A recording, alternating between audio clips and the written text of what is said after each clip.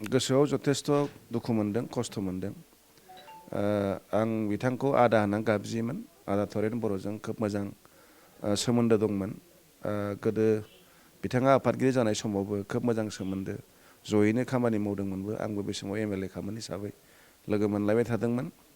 खिन्थु मोनसे खोथाखौ मानिनांगोन, बिथाङा देहायाव एसे माने मा होनगोन उसुबिदा फैदोंमोनब्लाबो मालाबाबो साहित्यनि फारसे खामानि मावनाय, थुनलाइनि फारसे खामानि मावनायखौ गाराखैमोन। अराय सम नांथाबबाय थादों, मावबाय थादों। आरो दाख्लैसो बिजनियाव जानाय जि बर' थुनलाइ आफादनि मा होनगोन बेखौ बोसोरारि जथुम्मा, बेवहायबो थांथारदों बिथाङा। बेहायबो जोंना खोब मोजां लोगो मोनलायदों, जयैनो रायलायदों। खिन्थु आं सानाखैमोन जे बिथाङा अगथिरा एफा थाब जे जोंखौ नागारना थांगोन। खिन्थु दिनै दहाय खोनानानै खोब गोसोआव दुखु मोनबाय। लोगो लोगो आं गुवाहाटियाव दंखायोमोन, ओंखायनो गोबाव खालामाखिसै। फैनानै आं दा खबर लाफैबाय। थ' आङो बिथांखौ जोबथा बिदाय होनो मोनबाय। आङो दुखुजोंब्लाबो गोजोननाय मोनदों।